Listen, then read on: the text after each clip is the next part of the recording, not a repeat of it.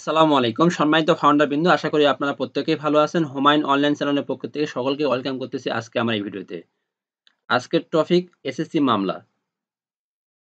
এই এসএসসি মামলা নিয়ে আমাকে অনেকেই অনেক প্রশ্ন করতেছেন এবং বিভিন্ন গ্রুপের মধ্যে দেখতেছি এই মামলা বিষয়ে বিভিন্ন বিতর্ক। দেখুন, জাস্ট কোম্পানির এগেইনস্ট এ একটি অভিযোগ গঠন করা হয়েছিল, অভিযোগ তোলা হয়েছিল। এই অনপেসিভ কোম্পানি একটা এমএলএম কোম্পানি, একটি পিরামিড সিস্টেম কোম্পানি। আর কোম্পানির পক্ষ থেকে যারা আইনজীবী ছিল তারা এসএসসিকে বোঝাতে সক্ষম হয়েছে যে অনপ্যাসিভ কোনো পিরামিড বা এমএলএম সিস্টেমের কোম্পানি না।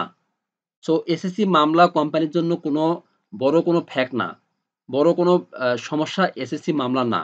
এসএসসি মামলার কারণে কোম্পানির কোনো বড় ধরনের ক্ষতি হবে, প্রভাব পড়বে এটা কোনো কারণ না। বাট অনেকেই আমরা কি করতেছি? অনেকে বিভিন্নভাবে Google এ সার্চ করতেছি, ChatGPT কে সার্চ করতেছি, DeepSeek এ সার্চ করতেছি। করে আমরা ওখান থেকে রেজাল্ট আনতেছি। এসএসসি মামলার কি হলো? বর্তমানে এসএসসি মামলার অবস্থা কি? দেখুন, ভাই Google, ChatGPT, DeepSeek এগুলো তো আর আমাদের OnePassive এর ইন্টারনাল বিষয় জানে না। তাদেরকে তাদের স্টোরেজে যেটা সেটআপ করা আছে সেটা তারা আমাদেরকে জানাচ্ছে। তাদের ওখানে যেটা ইনপুট করা আছে সেটাই আমাদেরকে আউট করে বের করে দিচ্ছে। বা তাদের ওখানে যেটা সেটআপ করা আছে সেটাই আমাদেরকে জানাচ্ছে। এ নিয়ে তো লাফালাফি করার কোনো দরকার নেই। এ নিয়ে তো বিতর্ক সৃষ্টি করার কোনো প্রয়োজন নেই। এখন ChatGPT বা DeepSeek বলতেছে ২০২৬ সাল, ২৭ সাল, ২৮ সাল এসএসসি মামলার রায় আছে। রায় হবে তারপরে কোম্পানি চালু হবে। নো, এটি কখনো অ্যাশমোভারে বলে নাই বা ব্যাক অফিসের তথ্য না। মিস্টার এস স্যার বলে আমাদের একটা 60 ডে আমাদের টাইম দিয়েছে, ডিউরেশন দিয়েছে সেটা কিন্তু আগামী মাসের জুন মাসের ১০ তারিখে শেষ হতে যাচ্ছে।